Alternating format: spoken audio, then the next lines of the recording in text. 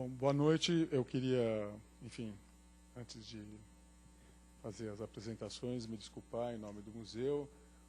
Houve um problema com o IPTV e nossa ideia é que a fala do Roberto fosse transmitida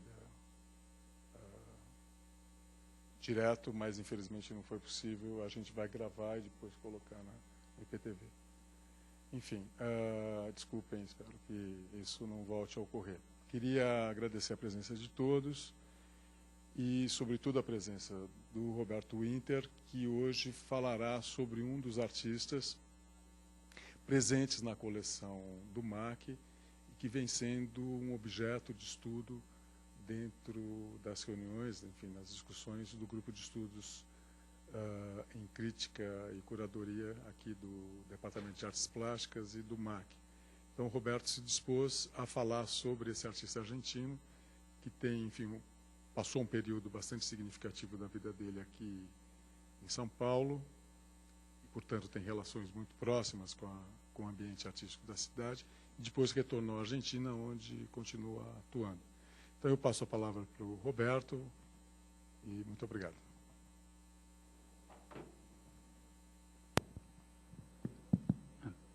Bom, primeiro, boa noite, né? Obrigado por todo mundo pela presença, principalmente nesse pré-feriado, sei lá. Desculpa também pela demora, acho que eu também acabei atrapalhando um pouco aqui, mas...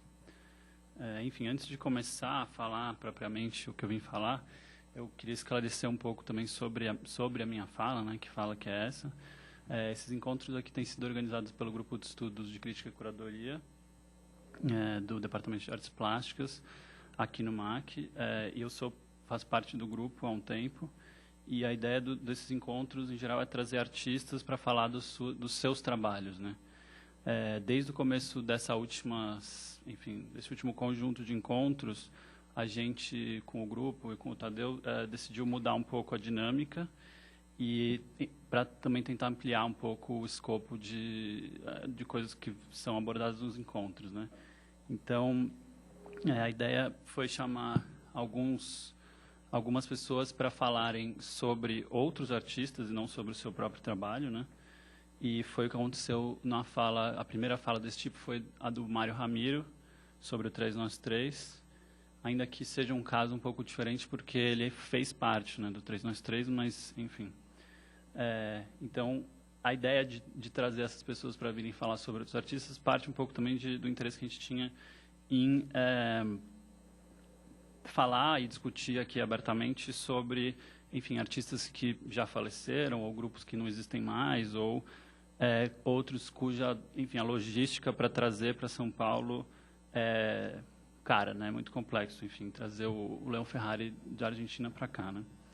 Então, eu queria esclarecer sobre a minha fala especificamente que, apesar de eu ser um dos membros do grupo de estudos, e, aliás, eu estou aqui falando pela primeira vez formalmente como membro do grupo, eu não vou fazer uma comunicação acadêmica, talvez, como se poderia esperar, né? Na verdade, a gente não excluiu em nenhum momento essa hipótese assim, de trazer acadêmicos para falarem e fazerem comunicações acadêmicas, mas eu digo isso, enfim, não estou me eximindo também de qualquer responsabilidade do que eu vou falar, mas, enfim, talvez para aplacar qualquer expectativa e tal. Eu me considero um artista e eu gostaria que essa fala fosse entendida também como a fala de um artista sobre um outro artista, né, ou sobre a obra dele, no caso, né? Então, a fala em si, na realidade, vai ser sobre uma série localizada do Leon Ferrari, que faz parte do acervo do museu. O museu não tem a série inteira, né, mas é uma série longa que ele desenvolveu por muito tempo, começando no começo dos anos 80, quando ele era um exilado da ditadura argentina, morando aqui em São Paulo. Primeiro, a motivação, enfim, o desejo, né, para falar dessa série específica, partiu dos encontros do grupo de estudos, no processo de preparação de uma exposição que eventualmente vai acontecer na abertura do museu. Isso acho que consta no convite dos outros encontros e tal. Então, a obra, essa série específica, por isso que eu vou falar sobre essa série específica, apareceu ao longo das nossas discussões do grupo, claro, porque ela está na coleção do museu, mas também por algumas outras coisas que a gente entende que seja uma espécie de uma relevância dela, tanto para a exposição quanto para o momento hoje, enfim. Então surgiu, na verdade, esse desejo de tentar entender melhor essa série e colocar não só nesse contexto aqui desses encontros, mas também de alguma forma abrir para que ela seja discutida, né, para que as outras pessoas possam dizer, enfim. Sobre a obra especificamente, né, sobre a série, eu pretendo fazer uma análise mais, eu diria, crítica do que histórica, inclusive crítica da recepção crítica que a obra teve no momento que houve uma recepção dela. Então, assim, o que eu quero dizer com isso é que eu vou procurar, claro, me atentar ao contexto histórico da produção da obra, até para corroborar essa abordagem que eu vou tentar fazer, mas eu espero tomar cuidado suficiente para não historicizar, digamos assim, a abordagem, né? Mais do que qualquer coisa, na verdade, eu queria ver a obra, de algum modo, a partir de hoje. Assim, eu não queria ter que levar todo mundo para aquele momento lá onde ela foi feita para tentar entender ela, né? Então, de novo, reiterando nessa perspectiva de um artista que vê uma obra que existe ainda hoje como obra e tal. Então, antes mesmo de começar a falar sobre o Ferrari, ou sobre a obra dele, eu trouxe essa imagem daqui. Eu não sei se vocês chegaram a ver isso. Em primeiro lugar, eu chamo ela de imagem por diversos motivos, mas o estatuto disso como obra, tal qual a obra do Leon Ferrari, ainda não pode ser garantido, se é que faz sentido falar isso, mas, enfim, é uma fotografia, acho que dá para ver mais ou menos bem que é uma fotografia aérea das redondezas da região onde fica a Bolsa de Valores de Nova York, em Wall Street, e a imagem ganhou uma proeminência bastante grande ultimamente por conta disso daqui, né? Ela foi, enfim, usada pelo Wikileaks, na conta do Facebook deles e no site deles, para divulgar, supostamente as aglomerações nos recentes protestos, que é esse Occupy Wall Street, né, que ele chamou Occupy Wall Street. Primeiro, é interessante notar que é quase evidente, se a gente voltar na imagem, que é uma manipulação, né? Ou seja, a imagem é falsa, ela não foi tirada por ninguém. E, enfim, não sei se vocês conseguem ver daí, talvez não, mas dá para ver que tem padrões que se repetem muitas vezes, principalmente nessas áreas aqui, que são mais centrais. Então, na verdade, o que dá para entender é que a pessoa que produziu essa imagem simplesmente pegou um pedaço do que já estava aqui, multiplicou várias vezes e isso acabou tomando essas proporções, né? O que torna isso mais interessante, da maneira que eu entendo, e por isso que eu trago aqui, é que ela foi criada por um artista americano que chama Scott Lichtenstein, e para ele, enfim, da maneira como ele fala, porque depois que teve tudo isso, ele falou sobre isso e tal, ele pensou como uma forma de propagandear ou de divulgar o movimento de ocupação daquela área perto de Wall Street, né? Então, ele mesmo conta que ele não tinha nenhuma intenção de enganar ninguém ou mostrar uma coisa que não era verdade, coisa e tal, mas o modo como a imagem foi sendo utilizada acabou gerando essa situação, né? Então, isso tudo só para talvez dizer mais ou menos que hoje é esse que eu estava falando antes, né? Falar a partir de hoje. Então, essa imagem, talvez, se vocês quiserem manter aí no pano de fundo, conforme eu for falando sobre o Ferrari, talvez depois a gente volte para ela, não sei, vamos ver. Então, agora sim, eu sigo direto para o Leon Ferrari mesmo. Eu vou falar, obviamente, sobre as heliografias, né, como eu falei, mas eu não queria entrar assim também direto, sair falando sobre isso sem ter nenhum... também não sei quanto que cada um aqui conhece dele, enfim. Então, vou fazer uma introdução bem panorâmica, mesmo breve, sobre a obra dele, até porque eu acho que ajuda a entender as heliografias e ajuda dá para perceber que eu estou falando coisas em relação às heliografias que dá para ver no resto da obra, né? Então, apesar de ser meio estranho também, eu acho que é relevante dizer que ele se formou em engenharia, o Leon Ferrari, na Argentina, né? E ele trabalhou com isso até 76. As primeiras obras dele são mais ou menos de meados da década de 50, e a produção mais significativa acontece depois de uma temporada que ele passa na Itália, em 54, em que ele começa a trabalhar mais, não sei, com mais afinco com cerâmica, né, com esse material que é cerâmica. Então, a partir desse momento, digamos, inicial, dá para estabelecer algumas linhas bastante formais assim do trabalho dele, né? Então, primeiro esse trabalho com cerâmica, que, enfim, ele continua, né? Ele não para ali depois. Daí depois, mais ou menos no começo da década de 60, ele começa a trabalhar com essas esculturas em arame, que dá para ver aqui uma, eu vou mostrar mais depois e tal, mas que também é uma coisa que ele continua depois, ele passa muito tempo fazendo isso. Aí depois ele tem uma história até que ele conta que um galerista tinha visto as esculturas em arame dele e chamado ele para participar de uma exposição de gravura, e ele disse que ele não sabe desenhar, ele não faz gravura. E aí o galerista fala, não, mas é só você fazer a mesma coisa, enfim, faz aí. E aí ele começa a fazer gravura, então a partir desse pedido, ele mesmo comenta que ele acha curioso esse caminho da trajetória dele, né, que ele começa com escultura para depois ir para o desenho e não o inverso. Acho que isso é significativo também. Daí ele, enfim, são essas imagens, não sei se vocês souberam ou ficaram sabendo, que teve até uma exposição recentemente que foi para o MoMA, em Nova York, em que esse tipo de trabalho era mostrado junto com o trabalho da Mira Schendel. E, enfim, ele tem essa, não sei como chamar isso, mas é quase um texto, assim, ele tem parece que é um texto, mas na verdade não é, né? É um monte de rabisco, assim, só, né? Mas ele tem também uns trabalhos que vão, um pouco mais para frente dele começar a fazer essas gravuras, ele começa a trabalhar com texto mesmo. Então, esse trabalho de 63, que chama Carta a um General, é o primeiro trabalho que tem texto de fato, assim.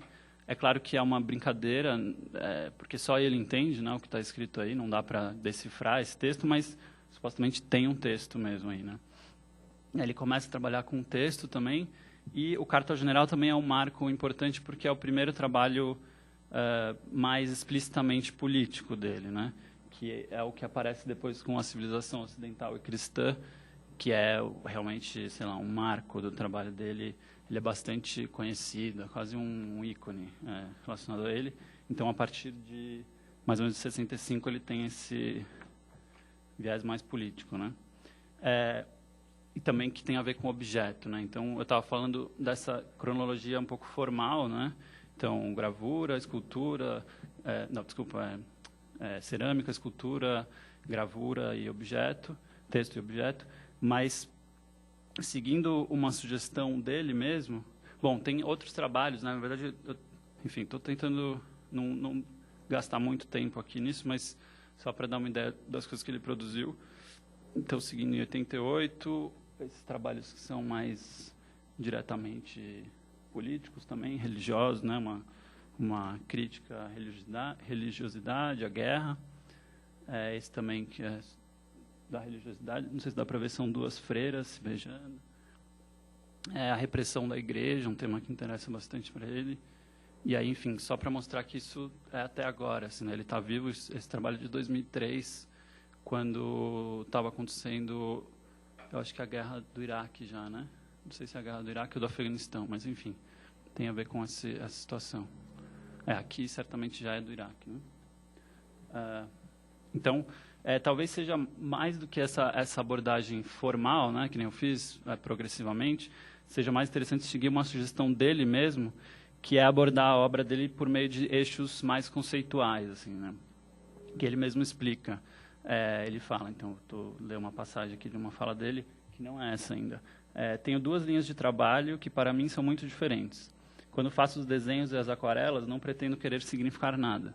Faço porque gosto de fazer e deixo para aquele que a observa a liberdade de interpretar ou não. Uma coisa é quando faço uma colagem sobre a religião ou a política, como as de Nunca Mais, em que proponho utilizar a arte como um meio de expressão. A diferença entre as duas linhas está no ponto de partida de cada uma, na forma como as faço. Então, aqui, isso é um pouco anterior a essa declaração que está aí projetada, né? Mas que ele diz, fiz e faço dois tipos de obras. Essa aqui eu acho que ele fala mais diretamente, essa que eu acabei de ler, né? Algumas que não têm nenhuma intenção ética, quadros, desenhos, abstratos, esculturas de aço, etc.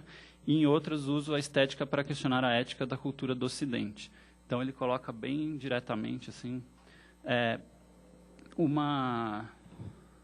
Então, enfim, só para ilustrar um pouco isso, né?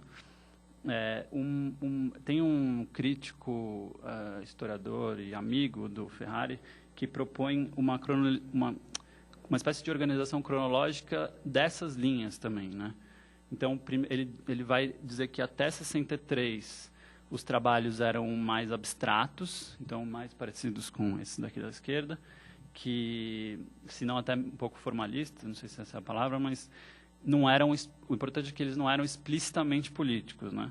E aí esse crítico, eu falei o nome dele, né, Luiz Felipe Noé, ele aponta para uma declaração do próprio Ferrari, né? Aí ele diz que antes de 63 eu havia feito cartas a um general, que é aquela que eu mostrei antes, uns escritos deformados, incompreensíveis, e alguns manuscritos em que introduzia a problemática religiosa. Um exemplo é um trabalho chamado Árvore Inseminadora, sobre o dilúvio. E, de fato, de política compreensível, ou seja, que seja explícita, né, o avião foi a primeira obra. As outras era preciso decodificá-las. Então, aí ele também essa observação dele de ser preciso decodificar também vai ser importante um pouco mais para frente, mas aqui é como se ele fosse menos talvez maniqueísta com o próprio trabalho dele, né? Assim que talvez aquele trabalho não era explicitamente político, mas tivesse algo de político a ser decodificado. A gente vai voltar para isso daqui a pouco. Aí são as notas que ele fez para aquele trabalho do avião, né? Aí o Noé continua. Então tem esse período até 63. Aí depois, entre 65 e 75, apareceria um corpo de obra que seria diretamente político ou com essa ligação mais explícita com a crítica à religiosidade e tal. Então, em 68, quando ele apresenta a civilização ocidental e cristã numa exposição, um crítico chamado Ernesto Ramalho escreveu que ele era subversivo, falando que o Leon Ferrari era subversivo, que o trabalho dele tinha uma componente subversiva, né? É interessante porque ele responde que é possível que alguém me demonstre que isso não é arte. Não haveria nenhum problema, eu não mudaria de caminho. Me limitaria a mudar-lhe o nome. Riscaria a arte e chamaria de política, crítica corrosiva, qualquer coisa. Então, é interessante, enfim, acho interessante trazer essas declarações dele para ir também dando a relação dele com o próprio trabalho, como é que ele entende. De todo modo, eu acho que essas declarações, elas, até pela natureza delas, não sei se vocês já estão percebendo, mas pela natureza delas, elas vão, de algum modo, se contradizendo, assim, conforme o tempo vai passando. Então, uma hora ele fala uma coisa, depois ele fala outra, depois ele volta. Então, ele ajuda a entender, mas, ao mesmo tempo, ele torna o trabalho mais complexo, digamos assim, né? Então, ainda nesse período, 68, né, final da década de 70, num texto que ele apresenta nas reuniões preparatórias da exposição Tucumã Arte, ele se opõe ao formalismo, o que é bastante curioso também, né? E ele diz, né, a arte não será nem a beleza nem a novidade. A arte será a eficácia e a perturbação. A obra de arte realizada será aquela que, dentro do meio por onde o artista se move, tem um impacto equivalente a um atentado terrorista. Aí é curioso, enfim, a declaração do outro crítico que diz que ele é como é que era que eu tinha falado? Enfim, que ele trabalha desse jeito, né?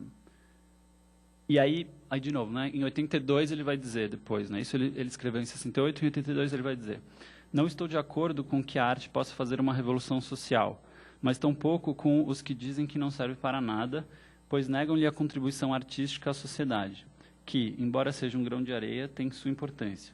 Tem a possibilidade de falar das coisas que não têm palavras. Então, isso tudo só para meio caracterizar esse período, né? Aí o Noé continua, né, caracterizando esses períodos. O Leon Ferrari deixa de fazer, durante 10 anos, de 65 até 75, grafismos e esculturas com metais. Então, ele para com essa arte que seria mais abstrata, digamos, e somente faz arte com sentido político. E ele fala arte entre aspas, né? Mas essa fase é seguida por outra, a de seu exílio no Brasil, onde deixa de lado a arte política, No período em que vive no Brasil, Leão Ferrari volta à arte não política, com esculturas metálicas e escritos. Então, depois, quando eu for falar das heliografias, eu vou voltar um pouco também nessa vinda dele da Argentina para o Brasil, mas é interessante que o próprio Ferrari, de alguma forma, corrobora essa percepção do amigo artista dele, né? Ele diz, não sei o que aconteceu, mas não fiz arte política de 76 a 83, que é basicamente exatamente o período em que ele estava no Brasil, né? Ele vai se mudar para a Argentina definitivamente só em 91, mas a partir de 83 ele começa a ir voltando lentamente. Então, o que ele estava mesmo só aqui no Brasil é de 76 a 83. Aí ele continua. Exceto em 2 ou 3 participações com artistas brasileiros, em mostra de conteúdo político, que ele teria feito arte política nesse período, né?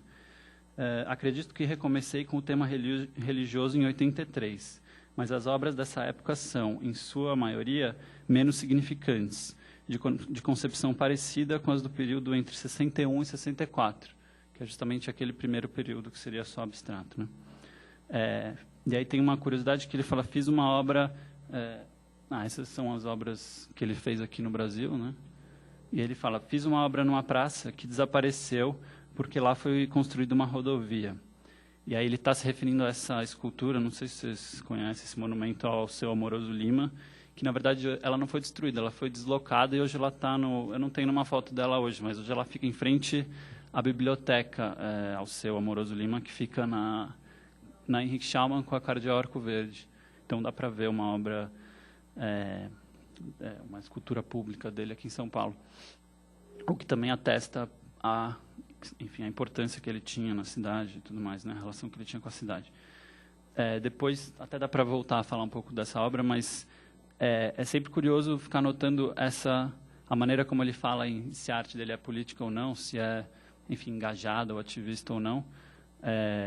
Existem leituras possíveis dessa obra como uma obra mais próxima até do avião com Cristo do que, daquelas esculturas com arame, né? Depois desse período, dá para... O Noé não chega, esse amigo dele, Noé não chega a falar nisso, mas daria para dizer que existe uma certa confluência entre essas duas linhas, o que o próprio Ferrari fala que são as duas linhas de trabalho dele, né?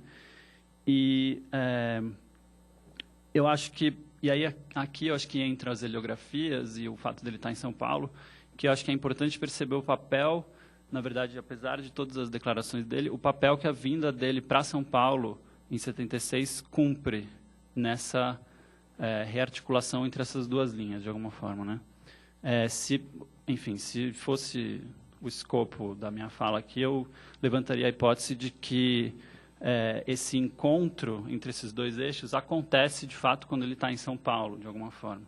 Mas isso está um pouco além, porque teria que ver o trabalho dele todo, né? Mas, enfim. Eu acho importante, apesar dele mesmo sugerir isso... bom, tem um outro trabalho que ele fez quando ele estava aqui, né, que dá para ver que seria mais abstrato. Mas eu acho que é muito complicado deixar essa separação entre esses dois eixos se solidificar, né, ela se separar de fato, né? Na realidade, então, eu defenderia que não existe uma separação, por assim dizer, né, explícita. Talvez exista, sim, um retorno da produção dele a algo que seria uma estética antes de 68, né, daquele período mais abstrato, quando ele vem para São Paulo, mas ele mesmo passa a conceber essa produção nova de um jeito muito mais complexo e que tem uma certa sintonia com os trabalhos políticos, né? Então, tem uma pesquisadora, inclusive, que escreveu, que organizou uma exposição grande dele recente, que ela diz que, sobre essa produção, Desculpa, me perdi aqui. Sim, ela diz sobre essa produção mais geométrica e abstrata, que ele produzia e produz até hoje, na verdade. Ela vai dizer assim, embora abstratas, essas esculturas não eram apenas formas. Em suas anotações, Ferrari imaginou que algumas poderiam servir como jaulas para prender militares. E isso é algo que o próprio Ferrari, de alguma forma, aponta quando ele dá uma declaração para o Louis Kamnitzer, e ele comenta sobre a recepção desse tipo de trabalho dele, né? E ele vai dizer o seguinte, ele comenta a recepção específica enfim, basicamente dos compradores, né, do mercado, de quem está avidamente interessado por ter aqueles trabalhos, de uma certa oligarquia e tal. Mas ele vai dizer, eles não veem o que significam, apenas veem se lhe agrada a forma como são feitas. Então, ele, enfim, dá uma pista também de que... então, vou voltar aqui para o monumento, por exemplo. Enfim, isso daí tem uma leitura de um outro crítico, que é o Nestor Garcia Canclini, que ele vai falar desse tipo de escultura do Ferrari como uma espécie de simbolização de um tipo de prisão, na verdade. Então, ele modifica a organização das barras que constituiriam uma prisão, e aí ele faz essa prisão que não é uma prisão. Então, ele propõe uma relação totalmente diferente de monumento, né, com as pessoas, e você pode entrar no meio da escultura. É meio estranho, na verdade, ver ela como ela foi montada hoje, em frente à biblioteca, porque ela fica para cima, então ela não mantém isso, mas na foto que tinha antes dá para ver bem, assim, né, que você poderia entrar no meio da escultura e andar por ela.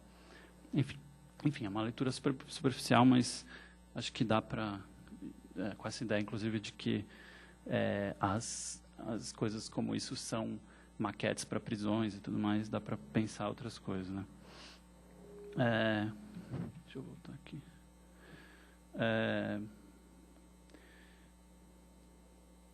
Sim. De todo modo, por uma condição extremamente complexa, na verdade, eu estou falando essa condição com uma condição histórica, né, extremamente complexa. Em 76, o Ferrari vem com a família dele para o Brasil. Eu digo que é uma condição histórica complexa, porque mesmo lá, se a gente olhar em 65, que ele já estava fazendo esses trabalhos mais, digamos assim, políticos e tudo mais, aquilo já era uma reação ao que estava acontecendo na Argentina, né? E a história da ditadura na Argentina, ela tem idas e vindas, é super complicada, também não daria para falar muito aqui, mas o que importa é que em 76, começa uma fase que é conhecida como processo de reorganização nacional, um nome bastante ditatorial, né? Bastante interessante, que está muito associado com a figura do Jorge Videla, né? Que seria o ditador lá, que, enfim, fica até depois, 83. Mas o importante é que ele vem para o Brasil exilado, e o que eu acho que, enfim, é curioso, eu acho curioso, não sei o que vocês acham, mas... ele vai para o Brasil, que é um país que está também sob um regime ditatorial, né? O que eu acho torna o desejo dele de exílio não só significativo quanto a relação que ele tinha com a ditadura na Argentina e como ele pensava em como seria o exílio dele no Brasil, mas, enfim, é toda uma situação curiosa para entender. O que importa é que ele vem para o Brasil. E depois que ele retorna à produção de escultura em arame, ele chega no Brasil, retorna essa produção, digamos, anterior, mas ele entra em contato com muitos artistas aqui, não só em São Paulo, mas no Brasil, claro que principalmente em São Paulo. Então, ele acaba, de algum modo, também sofrendo muita influência deles. Então, Júlio Plaza, Regina Silveira, Rafael França, Odinilson, Genilson Soares, e até fora de São Paulo, Paulo Bruschi, enfim, são muitas pessoas, né? A Aracy Amaral, ela defende, num texto que ela escreve sobre ele, que por conta disso, ele praticamente descobre um novo meio. Ela fica um pouco ambígua, né? Ela está se referindo a um meio artístico, mas também a um meio expressivo, né? Que é, na verdade, o desenho reprodutível, digamos assim, né? Nesse momento, esses artistas estavam bastante interessados em técnicas como, enfim, xerox, carimbo, coisas que eram altamente reprodutíveis, né? Até algumas formas de gravura. E aí é curioso porque as heliografias entram nesse contexto. Aqui é uma foto do que era o ateliê dele. Ele teve alguns ateliês, eu só achei uma foto, mas enfim, dá para... Eu acho... não estou mostrando a foto também só por nada, mas é curioso porque dá para ver, né? Ele produzindo ali as esculturas, enfim, como é que estava ali o trabalho dele. Então, as heliografias, que é quando ele começa a produzir as heliografias. Tem uma só, que eu tenho encontrado pelo menos uma só declaração que ele fala especificamente, né, sobre as heliografias, e aí ele fala o seguinte, que as heliografias têm o aspecto... deixa eu ver se tem uma aqui. Sim, está aqui. As heliografias têm o aspecto de planos ou urbanizações com uma certa graça surrealista. Também podem ser vistas, de alguma maneira, como uma arquitetura da loucura. Esse termo, esse nome, arquitetura da loucura, vai ser utilizado depois muitas vezes, inclusive quando ele fez uma exposição que viajou, enfim, por vários lugares no mundo todo, o título da exposição era Arquitetura da Loucura, que tinha essas heliografias, né? Ele continua. Não me move o propósito de dizer algo indefinitivo. Quem se enfrenta com essas obras é livre para estabelecer associações e lhes dar a interpretação que considere mais acertada. Então, eu falo isso também até porque é curioso, porque eu vou fazer isso aqui, né? Mas, enfim. Pessoalmente, quando as vejo terminadas, minha própria interpretação, que não limita nem exclui outras, é que essas obras expressam o absurdo da sociedade atual, essa espécie de loucura cotidiana necessária para que tudo pareça normal. Então, aqui, enfim, finalmente eu mostro uma das heliografias. Eu peço desculpas, é um trabalho super difícil de mostrar, principalmente com projeção e tal. Eu tentei dar conta aqui, depois vocês vão vendo. Mas, de qualquer jeito, para quem, enfim, quiser tem mais interesse, está tendo uma exposição no MAC lá do Ibirapuera, em que essas obras estão sendo mostradas, inclusive até numa situação interessante. Mas, enfim... A vinda da família Ferrari, então, para São Paulo pode ser um indício da origem da produção dessas representações com uma natureza urbana tão claramente exacerbada, né? Então, de novo, esse mesmo texto da Aracy Amaral, ela sugere que ele estava, e aí abre aspas, certamente motivado pela vivência do espaço urbano e ritmo do caos paulistano, quando ele mesmo declara na entrevista a Gabriela Salgado que a cidade o impressionou muito. E fecha aspas. O que é curioso é que eu consegui achar essa entrevista, eu consegui achar um vídeo dessa entrevista na internet, e é muito engraçado ou meio curioso a Aracy Amaral colocar isso desse jeito, porque no vídeo o que acontece é que a Gabriela Salgado pergunta para ele diretamente, assim, enfim, não me lembro qual era a pergunta exatamente. Eu trouxe o vídeo, mas como não consegui ligar o computador, não dá para mostrar, mas dá para achar na internet. Ela pergunta diretamente para ele, qual é a influência que São Paulo teve na produção dessas obras. E ele não responde, na verdade. Ele tergiversa bastante, ele fala, eu suponho que... Não, mas na verdade, não tenho muito claro, não sei o quê. E ele não chega a dizer exatamente dessa relação, e aí ele corta o que ele está falando e começa a falar, porque São Paulo me impressionou muito. Então não fica tão claro assim que existe essa relação. É claro também que dá para ver no trabalho que essa relação existe, né, de algum modo. Porque, claro, as peças se encaixam, né? Um artista com uma preocupação política super forte, né, encontra uma metrópole como São Paulo e na rigidez na metrópole, né, os elementos para figurar essa situação intolerável da vida dele aqui e da situação que ele estava vivendo e das pessoas que vivem aqui, né? Então, não só essa condição diretamente, digamos, urbanística, né, estaria colocada nas heliografias, né, como um plano urbanístico, mas também as implicações, por exemplo, entre tantos exemplos, entre os âmbitos público e privado, né, que, em geral, se confundem em São Paulo, enfim, não sei se todo mundo é daqui, mas se confundem bem ao modo dessa loucura, digamos assim, que é a cidade, né? Então, uma cidade que não tem muitos espaços públicos e que obriga que os espaços privados se tornem pseudopúblicos, uma cidade que tem uma condição social, no mínimo, muito estranha. E, enfim, eu trouxe essa imagem, uma imagem que me lembrou, assim, imaginar como que seria fazer quer dizer, um exercício, né? Como é que seria fazer uma planta de uma situação como essa que existe em São Paulo e o quanto que ela poderia se aproximar ou não dos desenhos lá do Ferrari. De qualquer forma, a representação que ele faz é uma espécie de uma representação direta, né, de uma realidade distorcida. É quase uma distopia, porque, na verdade, nessa imagem não dá para ver, mais para frente vai dar, assim, mas não é exatamente... Esses elementos não são exatamente, por exemplo, casas ou elementos reconhecíveis. É meio que uma bagunça mesmo, digamos assim, né?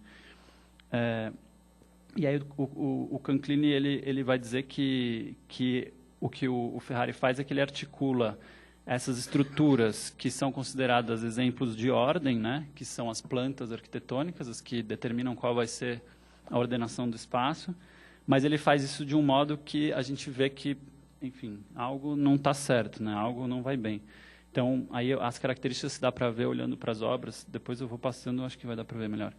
Mas sempre tem um excesso muito grande de pessoas. Aqui não dá para ver ainda, mas esses pontos menores, em geral, são pessoas. Então, aqui tem um monte de gente, enfim, tem sempre muita gente, um excesso de gente. É sempre muito difícil, se não impossível, identificar estruturas que seriam esperadas numa cidade, numa urbe. Então, praça, sei lá, hospital ou uma unidade, qualquer unidade básica assim, que você poderia procurar numa cidade. É claro que daria para dizer, isso aqui é uma praça, ou isso aqui, mas não tem nenhum modo de identificar inequivocamente como se isso fosse uma planta de uma cidade de fato, né? Outra coisa que é muito, muito curiosa é que existe essa relação super estranha entre as paredes, né? Tem parede que corta a parede, que entra no meio e tal. Se é que isso de fato são paredes, porque, enfim, é sempre essa projeção, como é que se diz? Pista de cima, né?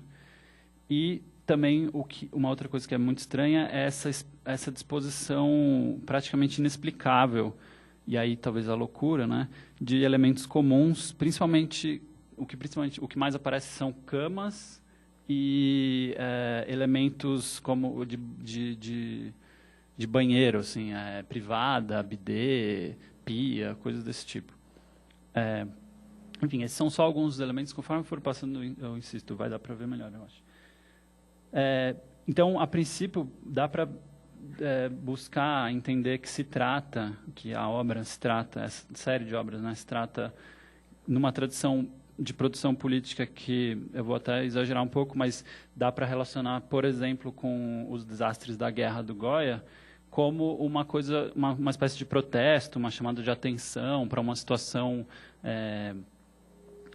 inaceitável, digamos assim, e que aqui se configura simbolicamente nas imagens e encontra um paralelo na condição dos sujeitos nesse momento histórico que estaria então tomado de uma pulsão anti-humanista, né? Ainda, claro, eu falei que ia exagerar, né? Claro que o Goya vai por uma via que é uma forma de um realismo, assim, e o Ferrari prefere ou escolhe essa abordagem que é surreal, né? Assim, é totalmente, é o que ele mesmo fala, né? Que eu falei que ele fala ali antes.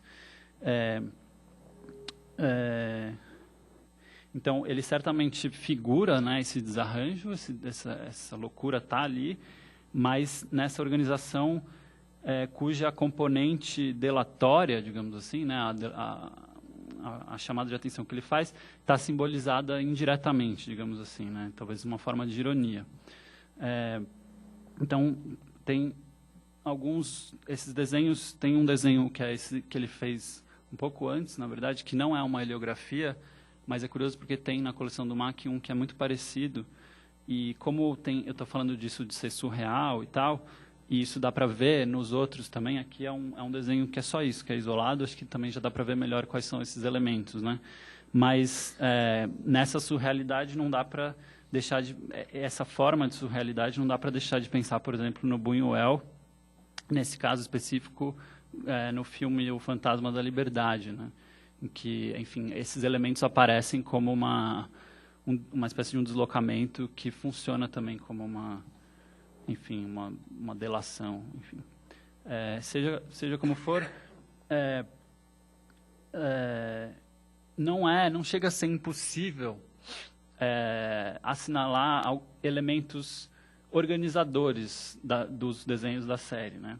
Então, o que eu quero dizer com isso? Em primeiro lugar, dá para perceber que existe uma espécie de uma grade, digamos assim, né? Alguma coisa relativamente rígida na qual esses elementos todos estão dispostos. Isso dá para perceber principalmente em relação às paredes. Em geral, por exemplo, elas são todas ortogonais e alinhadas com o plano do papel. Não sei se dá para ver muito bem aqui, mas, enfim, não é essa loucura da qual ele mesmo fala, ou que talvez eu esteja tentando falar, não é uma loucura em si, assim, não é tudo para todos os lados, não é um descontrole, uma extravagância e um caos generalizado, né? Então, isso é um outro exemplo, é bastante diferente, né? De novo, eu insisto que parece uma loucura irônica, de alguma forma, né? Que, de qualquer forma, também representa e transmite a ideia de algo excêntrico, de um excesso, de um desarranjo,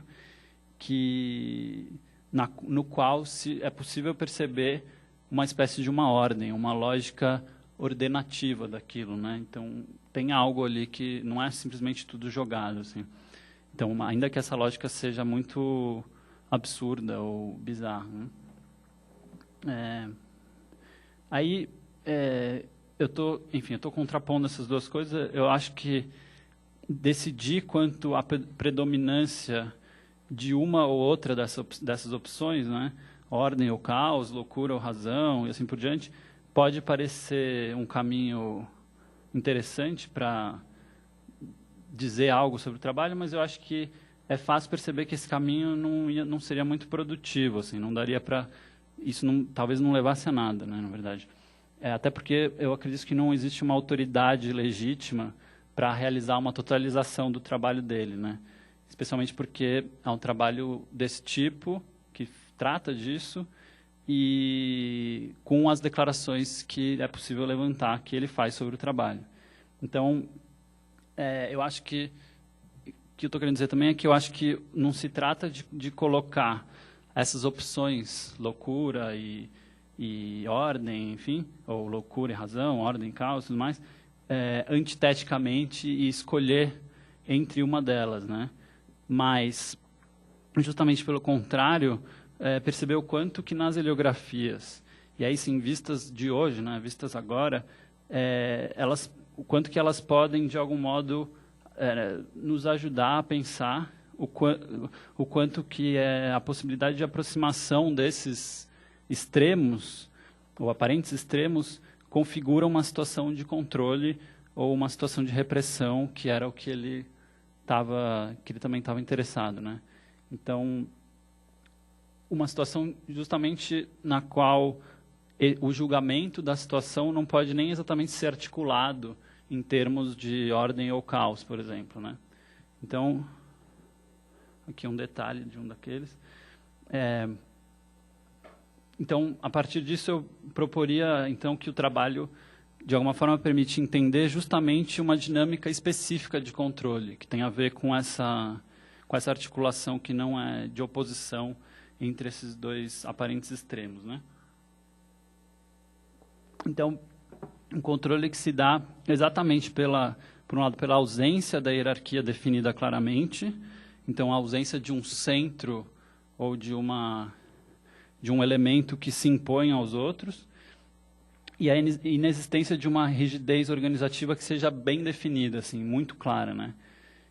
Ou seja, que na verdade se encontra praticamente diluída em todas as partes e parece que está em lugar nenhum, mas ao mesmo tempo está em todos os lugares, né?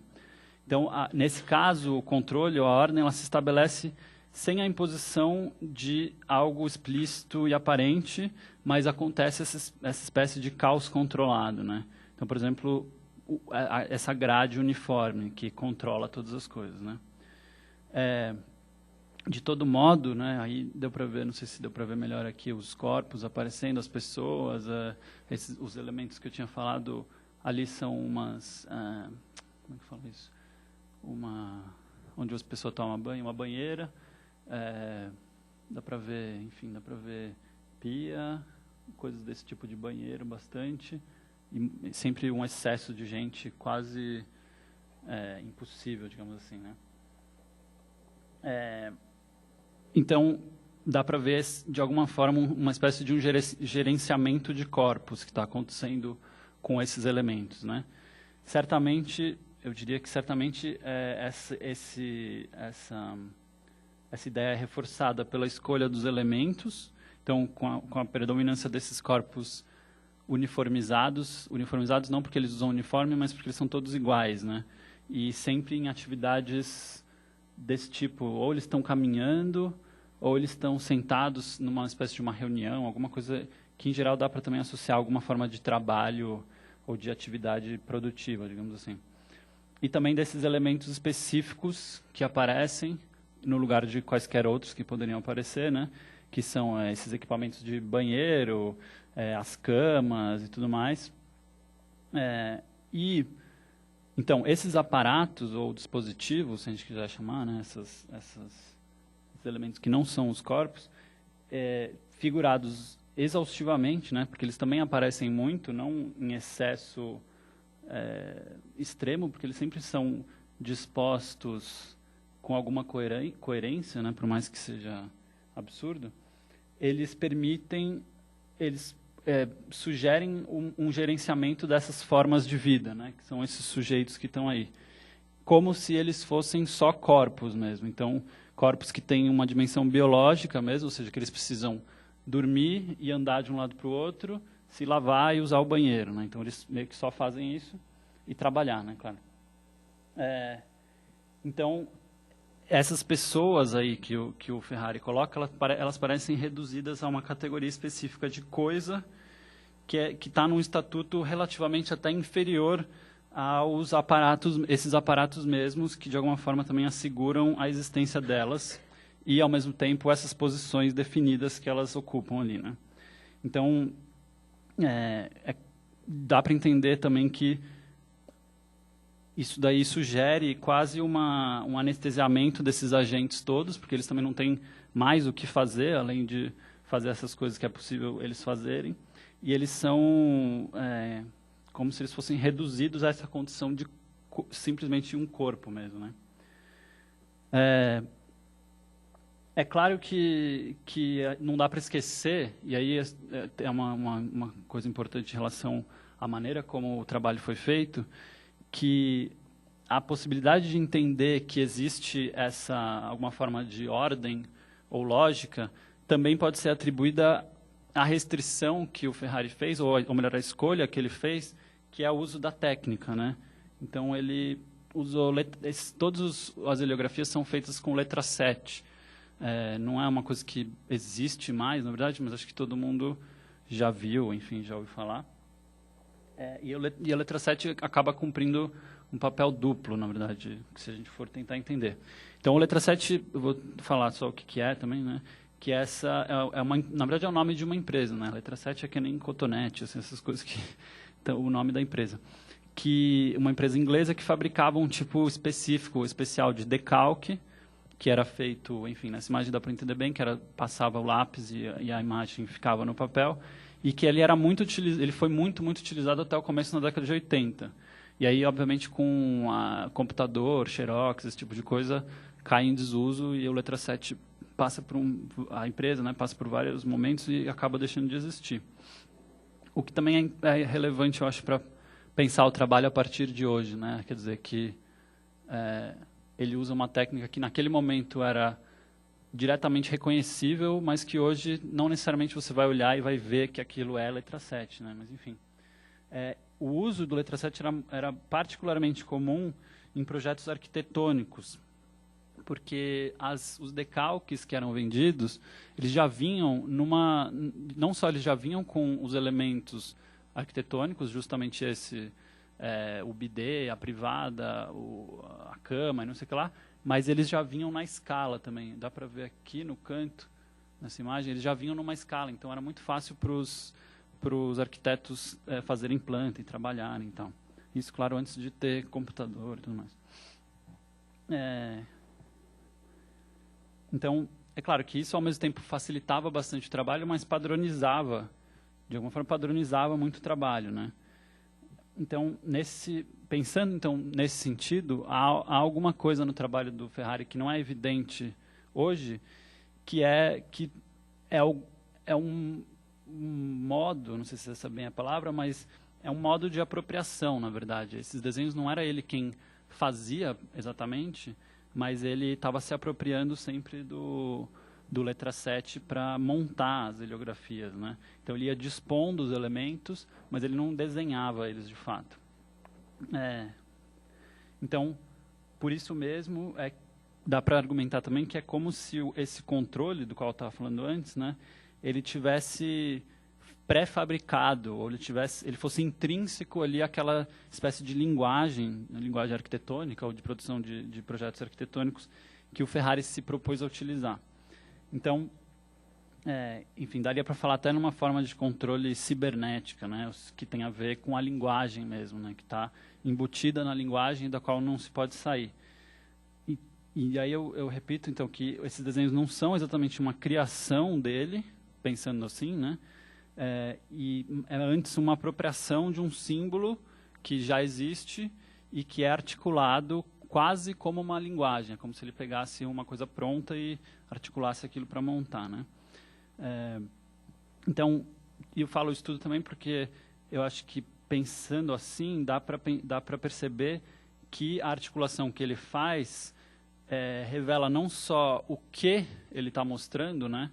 Ou seja, essa loucura, essa arquitetura estranha e tudo mais, mas também ele revela o que é possível, de alguma forma, expressar com essa linguagem, né? Que, enfim, que estava disponível para os arquitetos da época e tudo mais.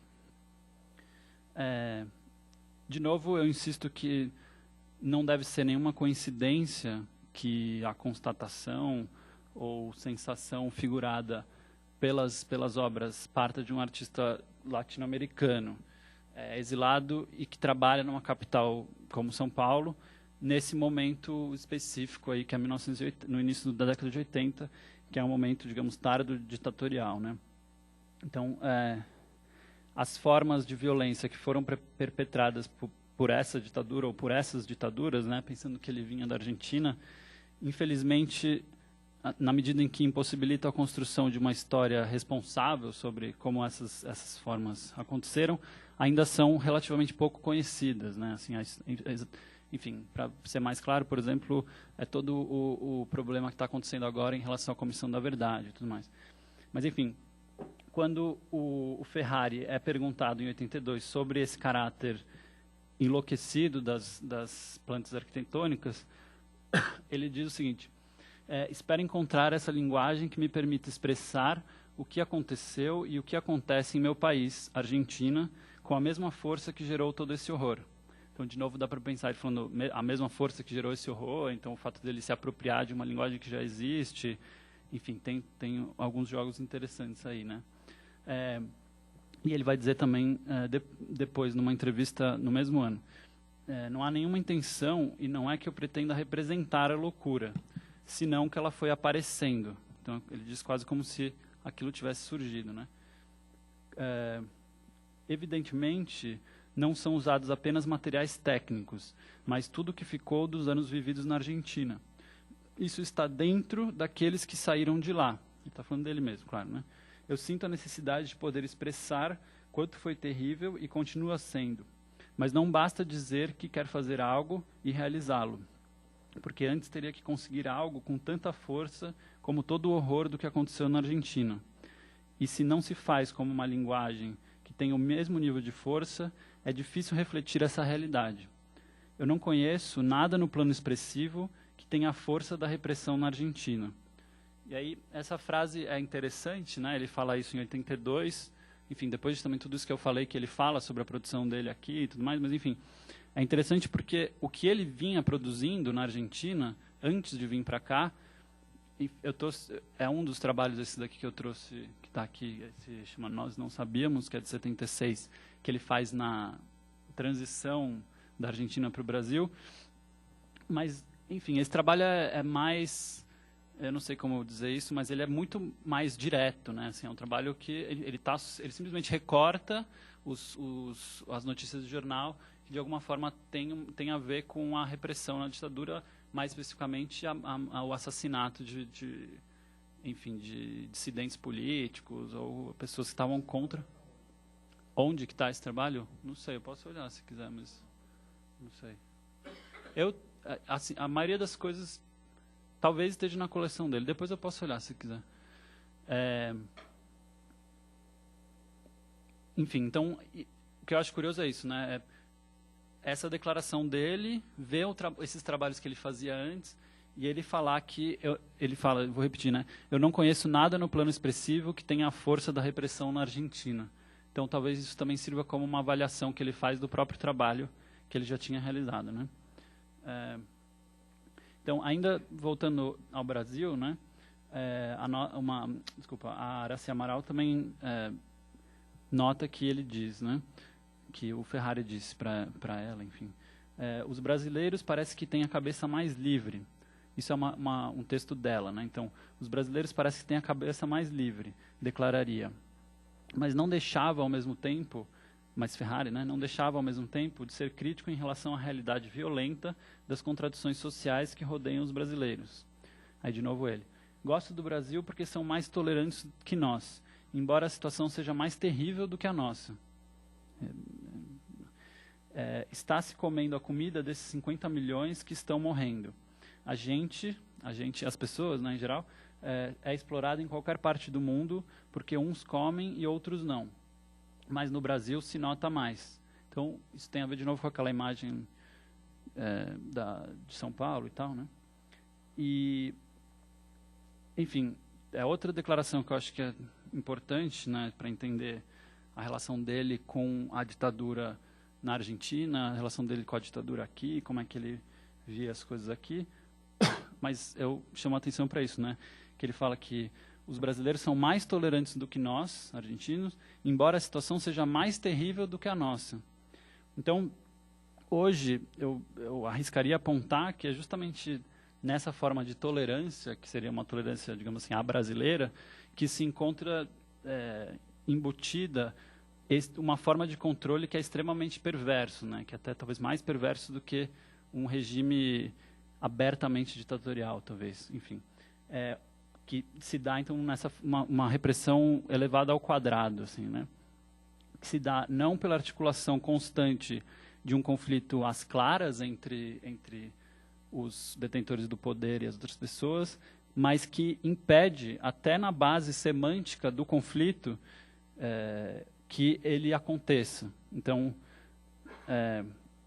e aí eu também não estou inventando nada disso, né? Tem vários autores, a Sueli Roni, que é uma autora que aponta essa condição muitas vezes, especialmente falando em aspectos da ditadura no Brasil e as ditaduras latino-americanas de um modo geral.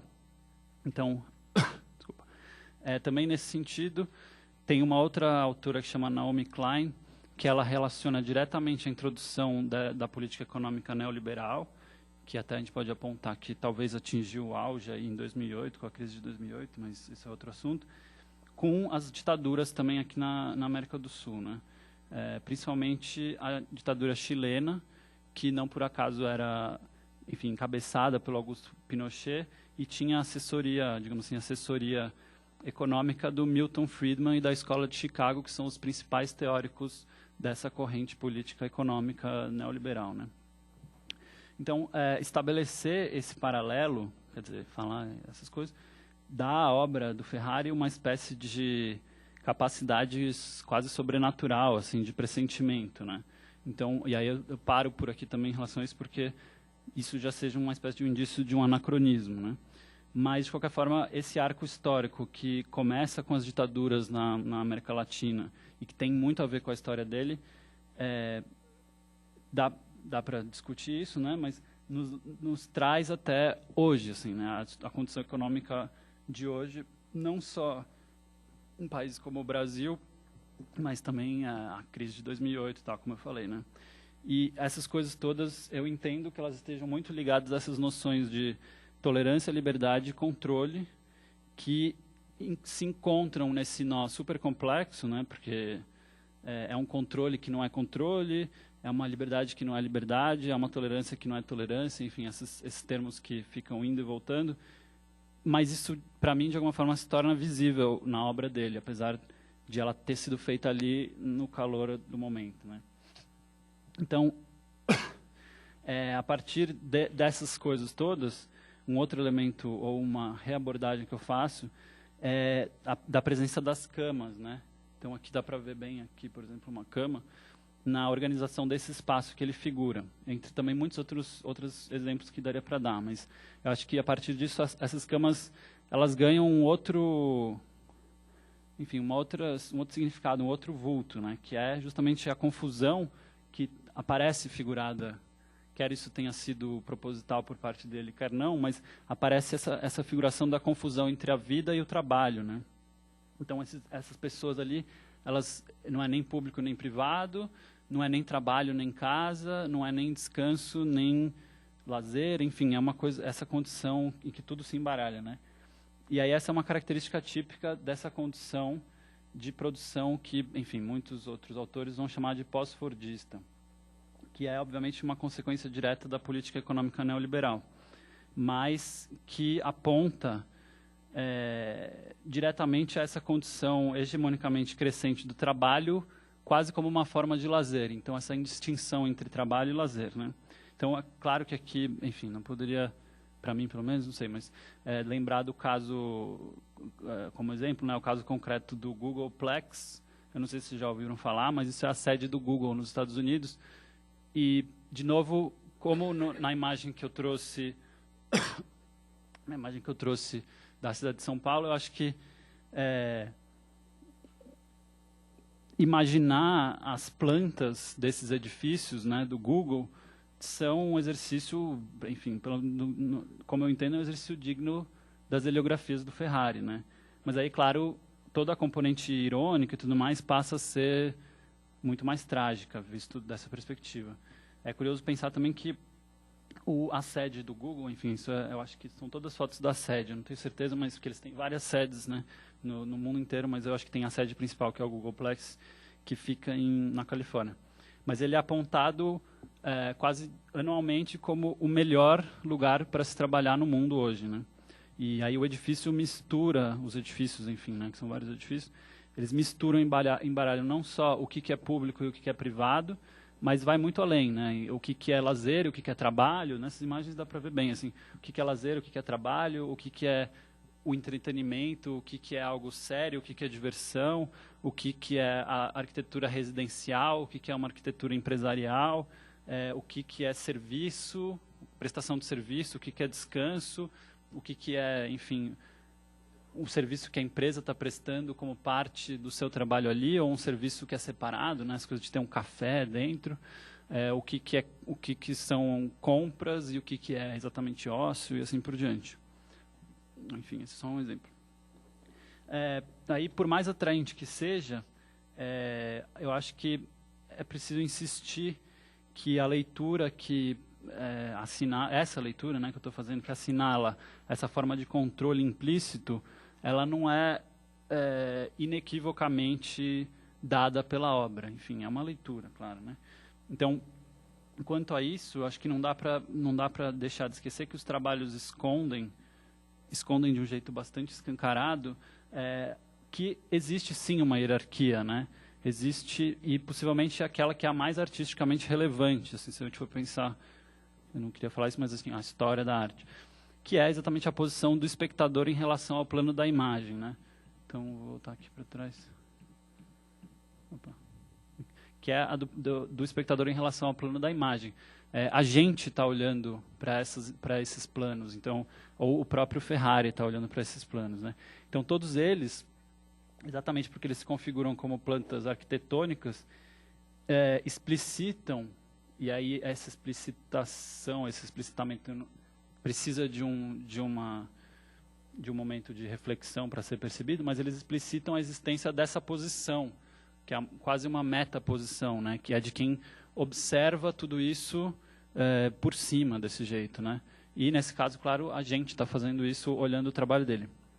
Então, pensadas desse jeito, as heliografias sugerem um panótico, né? Enfim, algo que você vê por cima e, obviamente, leva de volta, mas por um outro caminho, para essa ideia de controle. Mesmo assim, tem traços de... Desculpa. Tem traços de ironia, né, nessa possibilidade, ou se é que isso está sendo sugerido pelo Ferrari, porque a posição que a gente assume é a mesma que seria a posição do arquiteto, né? Então, é a mesma da pessoa que supostamente projetou isso daí que a gente está vendo. Aí, também por isso eu mostrei aqueles outros trabalhos, mas, enfim, a dimensão crítica à religiosidade que a gente encontra nas outras obras do Ferrari, na relação das pessoas com, enfim, uma ordem transcendental, superior e tudo mais, eu acho que, de alguma forma, vendo a obra dele por completo, impede a possibilidade, que seria uma possibilidade, né, de entender essa visão como se fosse a de uma entidade transcendental, assim, né, como se fosse, enfim, o olho de Deus olhando para a sociedade e fazendo um juízo quanto a isso e tudo mais.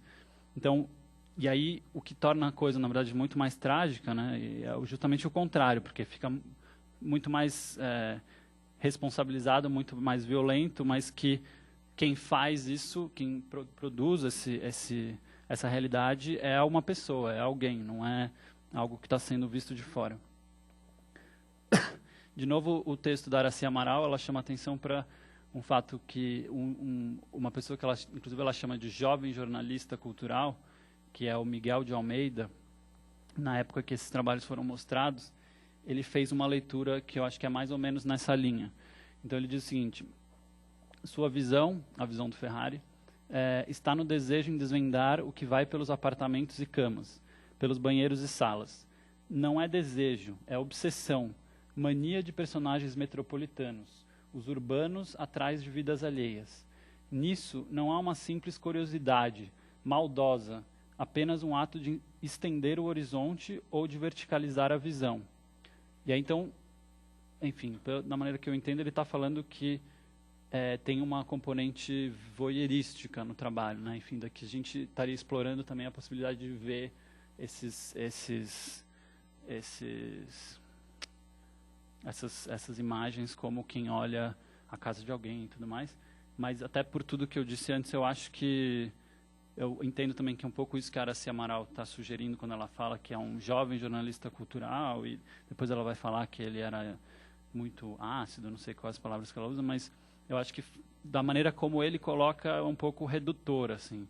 Eu acho que é um pouco questionável dizer que é simplesmente uma alusão a uma posição voyeurística em relação à sociedade e tal. Mas, enfim, e aí, voltando um pouco para trás, eu acho que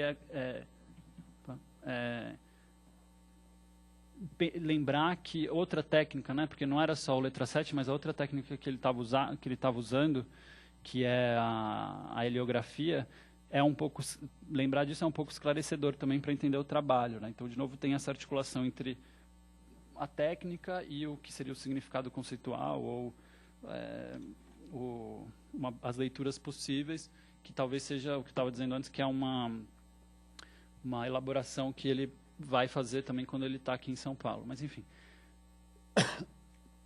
Eu lembro também que a heliografia tem o mesmo problema, digamos assim, do letra 7, quando a gente vai pensar hoje, né? Porque já não se faz mais muito heliografia hoje. De qualquer forma, é uma técnica reprográfica, né, de reprodução, que é geralmente utilizada para fazer cópias de plantas arquitetônicas mesmo. Então, inclusive, uma curiosidade é que o nome, em inglês, o nome da técnica se confunde com a palavra para planta, né, que é blueprint. Em geral, essas plantas são azuis, né? Tem essa imagem, não sei se alguém já viu uma planta desse tipo. Mas ainda, eu acho que o que reforça um pouco isso é que na época no momento em que a obra do Ferrari foi realizada, o Xerox, a técnica do Xerox já era disponível, assim, já era relativamente disponível. Então, acho que, quer dizer, eu quero sugerir que tem um um reforço, ele acaba fazendo um reforço por essa escolha técnico-formal da ideia das heliografias sugerirem, formalmente mesmo, essa componente arquitetônica, né? É claro que o xerox, essas obras são muito grandes, né? Chegam até quase 3 metros de largura, algumas, e, enfim, não dava para fazer xerox, eu imagino, não cheguei a pesquisar isso, mas eu imagino que não, acho que até nem hoje dá para fazer o xerox tão grande, mas, de qualquer forma, eu acho que essa escolha por essa técnica não é uma extravagância dele, enfim. O uso da heliografia também está muito fortemente ligado à possibilidade de produzir uma obra que seja reprodutível, né, copiável, que nem eu falava antes, que tem a ver com esse contato que ele teve, eu suponho que tem a ver com esse contato que ele teve com os artistas aqui em São Paulo que estavam interessados nisso. Na verdade, isso é curioso porque as obras, as heliografias, são cópias, e elas são as cópias são expostas, e, quer dizer, principalmente isso já é um fator que torna a coisa mais complexa, mas quando elas existiam, elas eram cópias, e aí hoje claro, com o reconhecimento do Ferrari e tudo mais, existem alguns colecionadores que têm os originais, mas dá para partir do princípio de que elas são cópias, né? Mais ainda do que isso, elas eram disseminadas pelo correio. Isso não é algo que ficou muito claro na pesquisa que eu fiz, assim, como exatamente isso acontecia, se ele chegou a mandar para as pessoas e tudo mais, mas tem algumas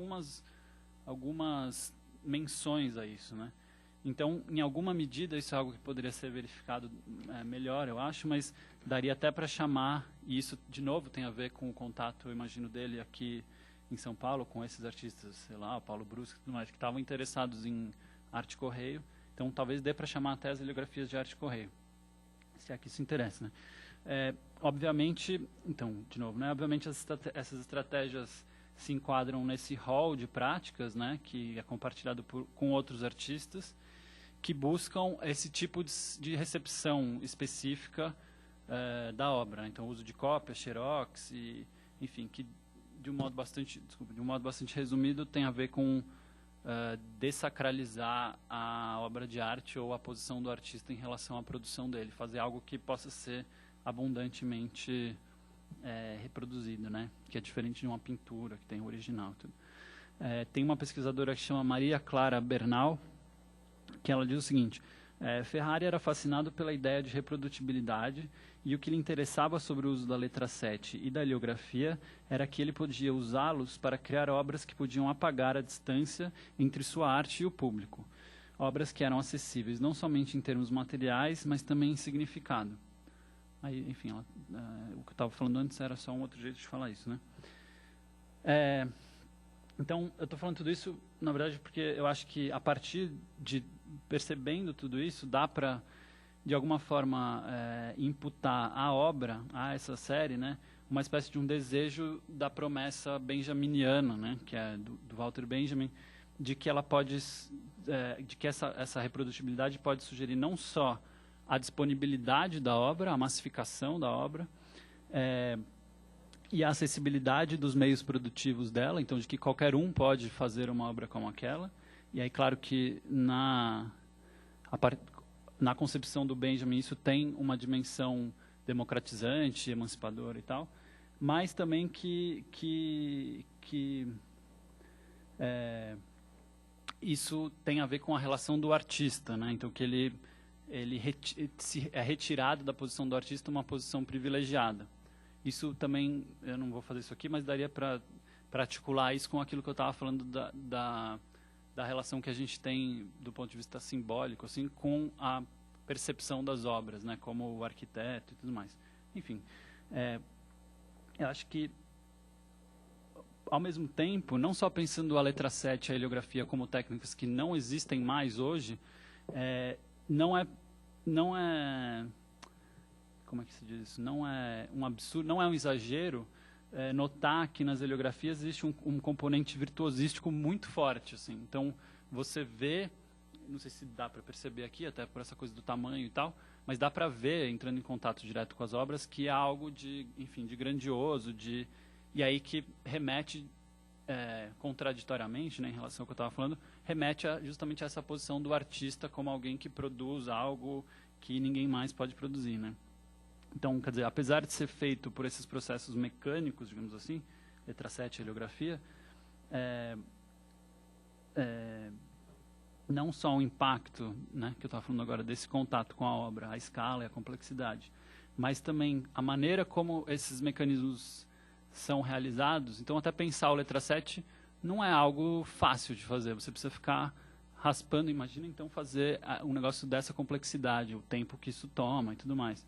Então,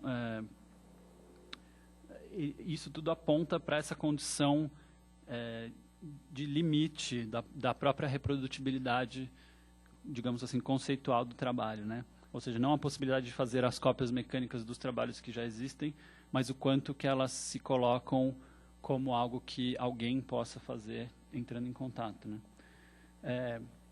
Em relação a isso, a esse tema da reprodutibilidade e tudo mais, eu acho que é importante resgatar também a recepção do trabalho quando ele foi mostrado em São Paulo, né? De novo, uma outra recepção, que nem eu falei antes, que foi uma exposição que ele participou no MAN, que chamava A Arte de Leão Ferrari. Era uma exposição super grande, tinha acho que quase 300 obras, e aconteceu no começo dos anos 80. Então tem um crítico que chama Jacob Klintowitz, e ele publica no Jornal da Tarde uma crítica bastante negativa e feroz, e ele aponta o seguinte, eu vou citar ele, né? A exposição é apenas bela, mas exatamente decorativa entre aspas, com formas baseadas no acaso, repetitivas, semelhantes, quase idênticas, das quais resulta em uma arte convencional e repetitiva, mecânica e pouco criativa. Uma exposição que, pela repetição infinita do mesmo pobre mecanismo produtivo, acaba esgotada. Então dá para ver que ele foi bem duro, né? E aí o artigo, alguns dias depois de ser publicado no Jornal da Tarde, o artigo, praticamente inalterado, é publicado de novo, mas aí dessa vez numa revista de circulação nacional, que era Isto É, na época, né? E eu estou falando isso porque a resposta do Ferrari é bastante interessante, assim. Ele vai escrever uma carta que ele vai publicar numa outra publicação, não me lembro agora o nome, mas ele diz o seguinte: o Jornal da Tarde teve no dia 15 de 5 de 1980 uma tiragem de 119.011 exemplares, que, multiplicados pelas 20 vezes que o senhor repete que as minhas obras são decorativas ou repetitivas, dá um total de 2.380.220 repetições. 13 dias depois, o senhor publica um novo comentário, dessa vez em âmbito nacional, na revista Isto É, do dia 28 de 5 de 1980, em que são repetidos alguns dos adjetivos usados no Jornal da Tarde. Isto É, repete fielmente umas 200 palavras da crítica que o Jornal da Tarde fez ao repetitivo. Como a tiragem do semanário é de 120.000 exemplares, temos outros 24 milhões de repetições. Com essas 24 milhões de repetições da Isto É, e com as repetições do Jornal da Tarde, e com as repetições que o senhor viu nas 239 obras que eu apresento no MAN, e com as 200 cópias ou repetições que farei destas folhas, onde o texto estava publicado, e com a ajuda do acaso, estou começando uma obra chamada Flash Art à repetição. Então, é super interessante, porque também ele reforça essa ideia da repetição, enfim, esse ponto que o argumento que eu estava dando antes, né? Atualmente, eu acho que é possível apontar ainda mais um fator complicador, né, que não tem só a ver com esse virtuosismo, que é o fato de que as heliografias, e as heliografias com letra 7S especificamente, se tornaram quase um estilema do Leão Ferrari. E aí tem uma prova concreta, digamos assim, que depois vocês podem até fazer isso, é bem engraçado. Assim, se você procura cópia heliográfica no Google, as primeiras imagens que vêm, ou assim, logo nas primeiras, são as obras dele. Então é quase como se essa técnica tenha deixado de ser, é como se, enfim, se você procurasse Xerox, não vem um Xerox qualquer, ou a máquina de Xerox, vem, sei lá, um trabalho de alguém que trabalhe com Xerox. Mas eu acho que isso aponta também para essa dificuldade, né? Que é uma dificuldade em não cair num anacronismo, né? Fazendo essa análise, já que obviamente, isso não era algo que estava dado ali no momento em que as obras foram feitas. Então, isso dificulta um pouco, acho que, a relação que a gente pode travar. De qualquer forma, eu acho que esse distanciamento também histórico permite que a gente perceba mais uma ou outra limitação disso que eu chamei da promessa benjaminiana, né? Hoje, quer dizer, atualmente, né, a gente pode entender uma coisa que o próprio Benjamin talvez não pudesse ter visto, né? Que é o seguinte, né, que a condição de original ou de cópia de uma obra ou de alguma coisa não está ligada intrinsecamente à materialidade do objeto, nesse caso do objeto de arte. Então, o que eu estou querendo dizer é que hoje a gente sabe, mesmo que intuitivamente, e aí conforme eu for falando, talvez vocês concordem ou, melhor ainda, discordem comigo, daí a gente pode discutir, mas que o original ou a cópia, eles não têm mais uma garantia de existência na materialidade em si, mas trata de uma articulação conceitual. Então, se trata de uma definição do que é uma cópia e do que é, se você diz isso é uma cópia e isto é um original. Então, essa ideia também eu não estou inventando, isso tem alguns teóricos que falam sobre isso. Acho que tem um que fala bem claramente, que é o Boris Groys, é um teórico alemão, num texto que chama Políticas da Instalação, e eu acho que também ajuda a entender o trabalho do Ferrari, né? Então, ele fala o seguinte, tem um trecho aqui um pouco mais longo, mas acho que vale a pena ler, porque daí dá para entender melhor do que a minha explicação, né? Aí Boris Groys vai dizer o seguinte: nossa condição contemporânea não pode ser reduzida a uma perda de aura para a circulação do ritual, além do aqui e agora, conforme descrito no famoso ensaio de Benjamin, a obra de arte na era de sua reprodutibilidade técnica. Ao invés disso, a era contemporânea organiza um jogo complexo de deslocamentos, relocamentos, de desterritorializações e reterritorializações, de desauratizações e reauratizações. Benjamin compartilhava a crença da arte do automodernismo, da existência de um contexto único e normativo para a arte, né, para toda a produção artística. Sob esse pressuposto, a partir desse pressuposto, para uma obra de arte perder o seu contexto único e original é o mesmo que perder a sua aura para sempre. Assim, para reauratizar uma obra, seria necessário sacralizar todo o espaço profano da circulação em massa, topologicamente indeterminado da cópia. Parece um pouco complicado, mas dá para entender, eu acho. O que seria, obviamente, um processo muito, ele aponta, né, um processo totalitário e fascista. Na verdade, ele está falando que para o Benjamin, na hora que a obra saísse dessa condição de original, ela ocuparia um outro espaço, que é o espaço da cópia. E ela só poderia ser tornada original, digamos assim, novamente, se todo esse espaço fosse reconfigurado. E o que ele está chamando a atenção é que a gente percebe hoje que não é bem assim, né? E ele vai dizer: mas esse é o problema principal do pensamento de Benjamin. Ele percebe o espaço de circulação em massa da cópia e a circulação em massa em geral como um espaço universal, neutro e homogêneo, que seria esse espaço que ele estava falando antes do automodernismo, né? Ele insiste no reconhecimento visual, na autoidentidade da cópia conforme ela circula na nossa cultura contemporânea, que é o que eu chamei de condição intrínseca, da materialidade intrínseca da cópia, né? Que é essa autoidentidade da cópia, que é o mesmo que dizer que você vê e você sabe que é uma cópia, né? Mas ambas essas suposições principais do texto de Benjamin são questionáveis. No campo da cultura contemporânea, uma imagem está permanentemente circulando de um meio a outro e de um contexto fechado a outro contexto fechado. Por exemplo, e aí acho que agora que ele vai dar o exemplo vai ficar bem mais claro, mas, por exemplo, um pedaço de filme pode ser mostrado num cinema, um trecho, né, de filme pode ser mostrado num cinema. Depois, convertido para um formato digital e apresentado no website de alguém. Ou ser mostrado durante uma conferência como uma ilustração, ou ser assistido numa televisão, numa sala de estar da casa de uma outra pessoa. Ou colocado no contexto de uma instalação em um museu. Então ele está falando desses vários contextos, digamos assim, fechados, né? Dessa forma, por meio de diferentes contextos e mídias, esse trecho de filme é transformado por diferentes linguagens de programação, diferentes softwares, diferentes enquadramentos de tela, diferentes posições no espaço instalativo e assim por diante. Então, o que ele está dizendo é que cada vez que essa cópia entra num contexto fechado diferente, ela é como se fosse uma outra cópia, né? Uma nova cópia. E aí eles perguntam, né? Todo esse tempo estamos lidando com o mesmo trecho de filme? É a mesma cópia da mesma cópia do mesmo original? A topologia das redes de comunicação, geração, tradução e distribuição de imagem hoje são extremamente heterogêneas.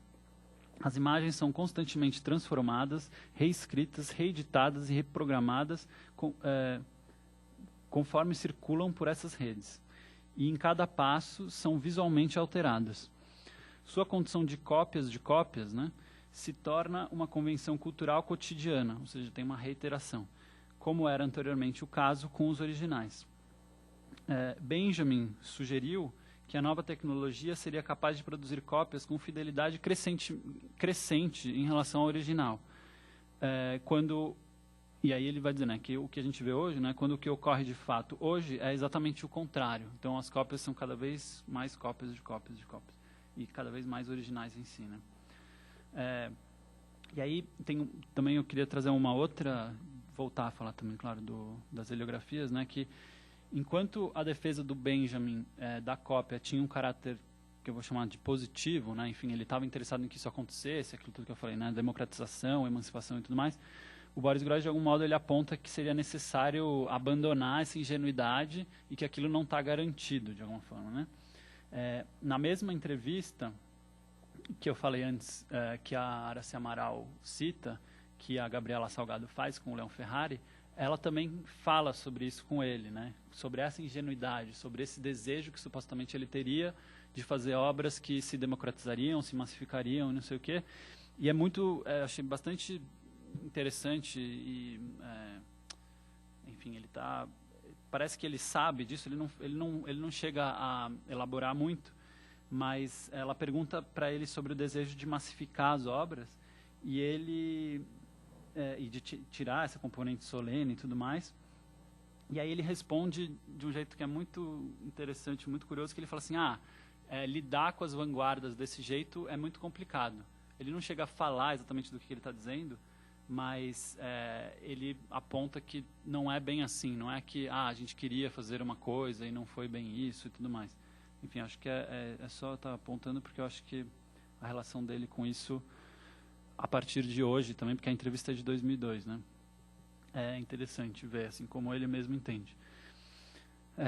De qualquer forma, eu acho que também cabe trazer uma outra posição, que é um texto sobre o Ferrari, que é um texto que eu já falei também, que é do Nestor Garcia Canclini, que o Canclini ele estabelece uma outra relação de positividade com a cópia, e acho que, não sei se vai dar para entender, mas ele diz assim, Walter Benjamin presumia, há 60 anos, que a reprodutibilidade técnica atrofiaria a aura, essa manifestação única de uma distância que faz brotar a sensação poética da arte.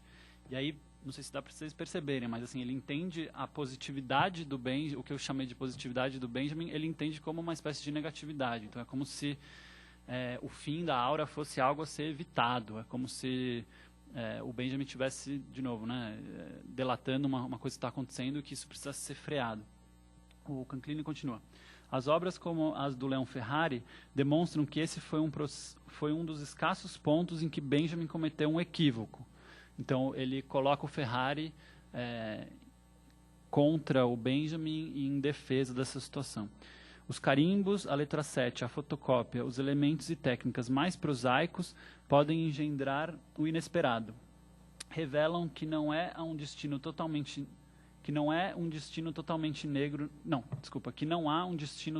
negro na serialização. Aí dá para ver bem a negatividade dele, né? Aí ele continua, o Canclini. Ao multiplicar, é possível construir a diferença, nos abrir ao desconhecido. Ainda que também seja verdade que as imagens enlouquecidas e estritas de Leon Ferrari indicam que a poesia gerada por reproduções mecânicas e eletrônicas tende a ser ansiosa e obsessiva, desesperada pelo abigarramento, mais propensa à crítica como paródia que como transformação criadora.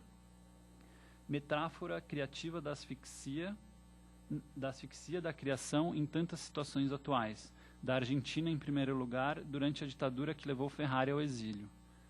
Enfim, ele continua.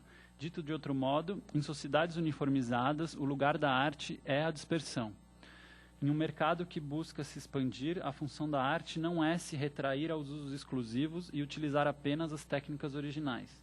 É também introduzir na expansão e multiplicação mediante as técnicas mais rotineiras, o sentido do efêmero e do plural, propagar o jogo e o humor, inventar linguagens como aqueles que perseguem suas aquarelas ou desenhos não figurativos.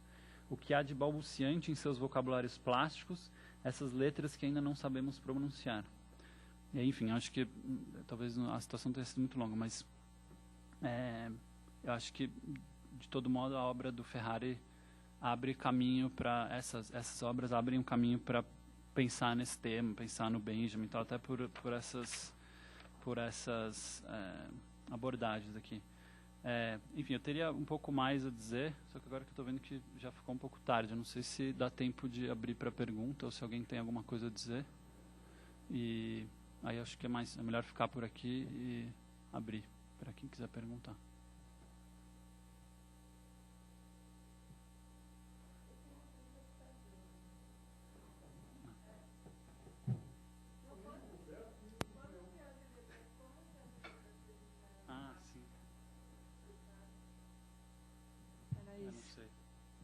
Eu tenho a impressão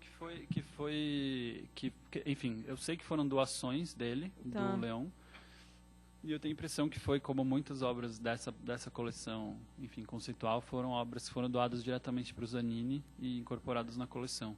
Mas eu não posso dizer com certeza absoluta, porque eu não olhei a ficha. Mas eu imagino que não seja algo muito longe disso, ou de uma doação direta e assim por diante.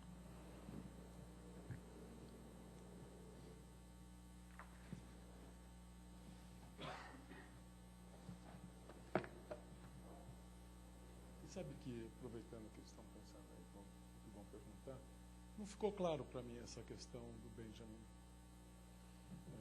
a tua posição perante essa questão. Em que sentido mais específico? Tudo. Assim, porque você se valeu do caráter de reprodutibilidade do trabalho do Ferrari, aí talvez eu também possa ter me perdido. Você fala do Benjamin, depois do Groys, do Canclini, eu acho que eu acabei não, eu trouxe o Canclini para fazer uma espécie de uma oposição à leitura que o Groys faz do Benjamin. Enfim, vou explicar um pouco melhor. Talvez o Canclini, eu entendo que, pelo texto dele, ele vê no texto do Benjamin uma espécie de uma negatividade, digamos assim. Ele vê que o Benjamin está falando assim, olha, a reprodução vai tirar a aura das obras e isso é algo, assim, em termos, resumindo muito, é ruim. E aí o Canclini entende, então, que seria necessário, de alguma forma, agir contra isso. Contra o quê, Roberto? Contra essa desauratização que a reprodutibilidade daria às obras, entendeu? Entendeu, não?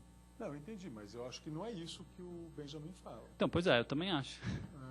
Eu tô enfim, na leitura do Benjamin eu estou com o Groys. Eu acho que, de qualquer forma, eu também trouxe o Canclini porque eu achei curioso ele ter visto a mesma coisa que eu tinha visto nas obras, só que ele ter abordado justamente positivamente, digamos assim. Para mim, vendo as obras da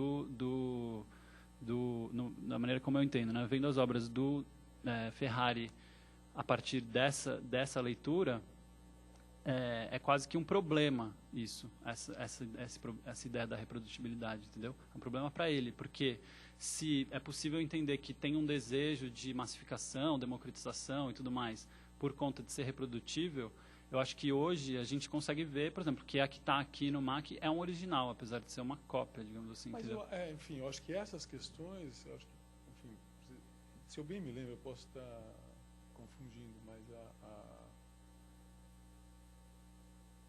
naquele momento, o uso da heliografia aqui em São Paulo não era só o Ferrari, sim, né? Claro. Tinha outros artistas. Sim, a Carmela Gross. Carmela Gross e a própria Regina Silveira, se eu não me engano. Sim. Enfim. E tinha uma consciência ali de que essa produção ela não era eterna. Ela não se pretendia eterna. Então, assim, ela tem um dado de reprodutibilidade, sabendo que ela ia um dia, a imagem ia desaparecer. Sim. Entendeu? Quer dizer, então, eu não sei se Acho que tem um outro grau aí de complexidade. Sim. Porque eu acho que a questão da reprodutibilidade era mais um dado que se juntava ao caráter não eterno, que ele já sabia, que aliás é o problema para o MAC hoje. Sim. Né, porque essas imagens elas podem se perder e, enfim, claro. Não, assim, de qualquer forma, Tadeu, acho que eu não estou falando também, eu não estou me posicionando em relação ao artista, ao desejo ou não dele, até porque eu não tenho acesso a isso, acho que nem, eu estou só falando assim, acho que talvez seja mais correto entender que eu estou também me posicionando em relação a uma leitura possível do trabalho dele, assim, que enfim, é uma coisa que acontece, que eu pelo menos vejo esse tipo de trabalho ser colocado nessa chave. Ou seja, se você traz o Benjamin com essa positividade dele e atribui ao trabalho como se existisse uma linha contínua que não tenha sido, quer dizer, que a gente não perceba hoje que o Benjamin ter falado que era bom, essa palavra é ruim, mas assim, o Benjamin ter falado que era bom ser reprodutível esteja ali no trabalho, entendeu? Acho que, não sei se dá para entender. Mas eu queria me posicionar em relação a isso.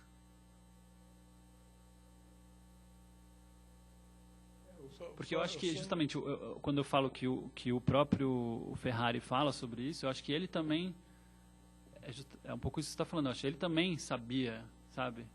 É justamente também pelo fato de eu ter visto na entrevista. Porque a maneira como a Gabriela, eu acho, faz a pergunta para ele, ela nem pergunta, ela nem fala assim, você acha que tem um dado de reprodutibilidade? Não, ela já vai afirmando, ela fala, porque o Benjamin, não sei o que lá, não sei o que lá. É por isso que eu falei que ele nem chega a responder, ele meio que só interrompe e fala assim, olha, não é bem assim, não é tão fácil assim falar sobre vanguarda e falar sobre essas coisas, principalmente a partir de agora. Assim. Então eu acho que até ele mesmo, por mais que dê para dizer que naquela época talvez ele estivesse interessado nessa característica da reprodutibilidade, como democratização, não sei o quê, acho que ele mesmo hoje já percebe que isso não procede, digamos assim, entendeu?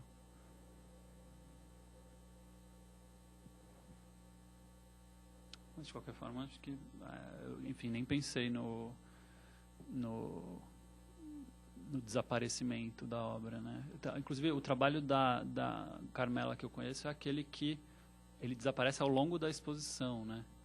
Ele nem desaparece ao longo do tempo no museu e tal. O trabalho ele é isso, né? Na verdade, como que chama? O corpo das ideias, eu acho que chama, né? Porque eu lembro que o que pegava aí nessa época também tinha, que ela se falava muito, era o processo de aquilo, enfim, que batia na tecla.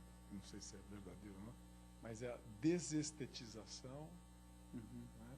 O uso de um procedimento, se não industrial, pelo menos técnico, e o desaparecimento programado, não programado, mas sabido dessas imagens. Sim. Então tinha uma questão de uma oposição geral.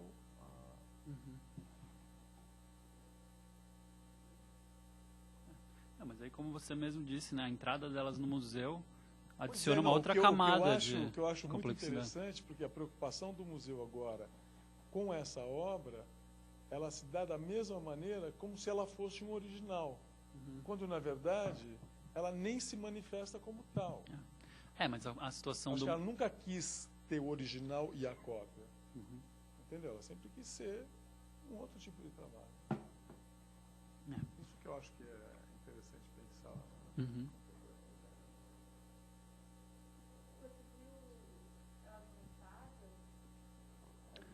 As obras, as biografias montadas em fotografia? Em fotografia? É. Não, vi. E isso é curioso também, isso é uma coisa que daria para até falar, mas quer dizer, que é uma pergunta, né? Como mostrar esse trabalho? Exatamente. Porque eles... como ele era mostrado e como mostrar hoje, né? Então não sei. Eu não sei como ele era mostrado. Eu sei assim, porque de novo, esse vídeo de 2002 tem na internet. O próprio Ferrari manipula o trabalho e mostra para essa pesquisadora. E é isso, ele abre uma pasta, tira um negócio todo dobrado e vai abrindo, e vai mexendo, exatamente como se fosse uma planta mesmo, assim, né? Como se fosse uma coisa de um prédio, sei lá. E o que eu vi dele montado foi agora, recentemente na Bienal de Veneza de 2007, acho. E ele está enquadrado moldura gigantesca e colocado na parede, né? Mas, enfim, é uma pergunta. Aqui no MAC, na exposição do MAC em Obras, ele não está montado, né? Ele está só colocado em cima da mesa. Inclusive, tem uma situação ali de... Eu não me lembro exatamente, mas eu não sei se você pode sair mexendo, até porque tem essa condição... Acho que não. Super... Mas ele está colocado ali... Acho que não. Eu acho que não também. Não, então... O que eu acho mais gozado é que está virando peça única. Ele está sendo tratado agora Sim, claro. como uma peça rara e única, né? Ele está ganhando uma aura, Sim. né, que é a instituição que ele confere. Esse é um dado que é interessante, porque ele nunca foi pensado... Uhum. Porque eu acho que no pensamento do Benjamin tem duas questões ali. Né? Uma coisa é você ter a Mona Lisa e as cópias da Mona Lisa.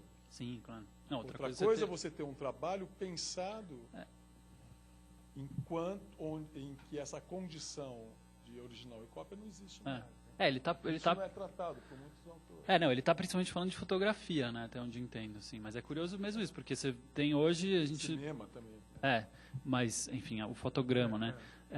Você tem aquela história dos vintage, né, também em fotografia, que é uma loucura, assim, porque você tem o Edward Weston, você tem o vintage, que é o original, e você tem as cópias feitas em 90, em 80, em 70, que não são, só que é indistinguível, assim, você precisa de um certificado para saber qual que é o vintage e qual que não é, enfim, tem essa... Que eu acho que é um pouco esse que é o ponto, que eu acho que é o ponto principal do Boris Groys, né? O quanto que é possível introduzir a condição de cópia ou original. Quer dizer, esses Edward Weston vintage são os originais agora. Também nada impede que, sei lá, eles sejam perdidos e se queimem e os originais se tornem os vintages seguintes, que são da década de 40, que são os mais... E assim sucessivamente, enfim. Claro. Eu acho que dá.